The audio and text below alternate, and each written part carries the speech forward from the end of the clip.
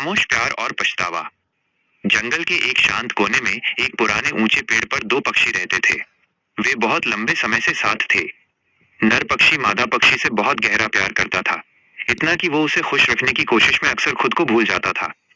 वो उसके लिए सबसे मीठे दाने लाता, सबसे खूबसूरत गाने गाता और हमेशा ये सुनिश्चित करता कि वो कभी अकेला महसूस न करे। लेकिन मादा पक्षी के मन में उसके प्यार को लेकर शक पैदा होने लगा था। वो निर्दयी नहीं थी, बस थोड़ी असुरक्षित इनसिक्योर थी।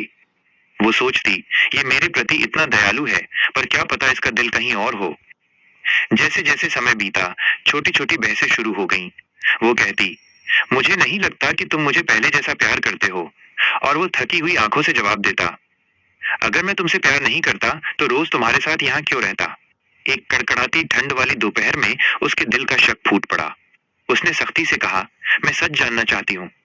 कल सूरज उगने से पहले हम दोनों इसी पेड़ के नीचे मिलेंगे। जो पहले पहुंचेगा वही दूसरे से ज्यादा प्यार करता होगा।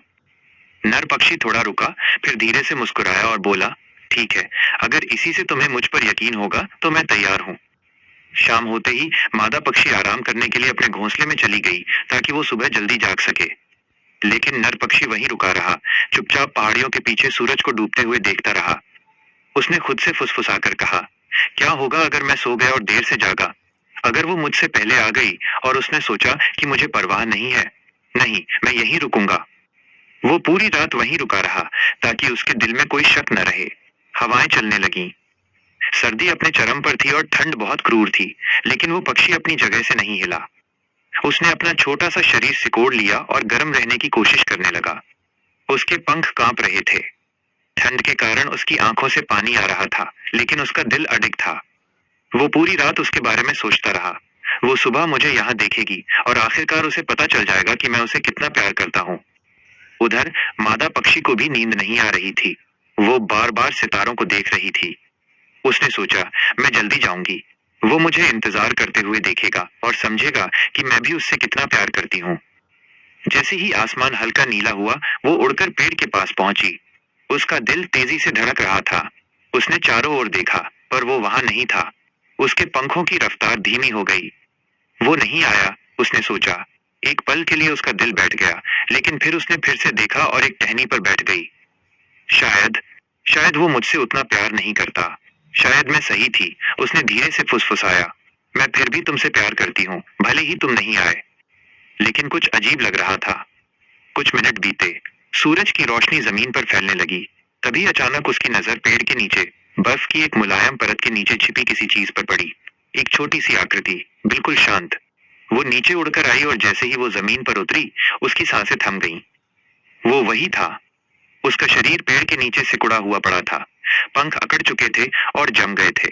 उसकी आंखें हमेशा के लिए बंद हो चुकी थीं। नहीं नहीं नहीं, प्लीज नहीं। वो उसकी ओर दौड़ी। वो अपने पंखों से उसे गर्म करने की कोशिश करने लगी। उसकी आंखों से आंसुओं की बारिश होने लगी। वो जा चुका था। तड़पते हुए जब वो वहां बैठी रो रही थी, तब उसने उसके पास कुछ देखा। एक छोटी सी फूल की पंखुड़ी, वही जो उसने कभी बसंत के मौसम में उसे दी थी। और उसके पास उसका एक पंख सलीके से रखा हुआ था। वहां शब्दों में कुछ नहीं लिखा था, लेकिन वो सब कुछ कह रहा था। मैं कभी कहीं नहीं गया। मैं यहाँ पूरी रात रहा, इसलिए नहीं कि मुझे अपना प्यार साबित करना था, बल्कि इसलिए कि मैं चाहता था कि तुम फिर कभी शक न करो।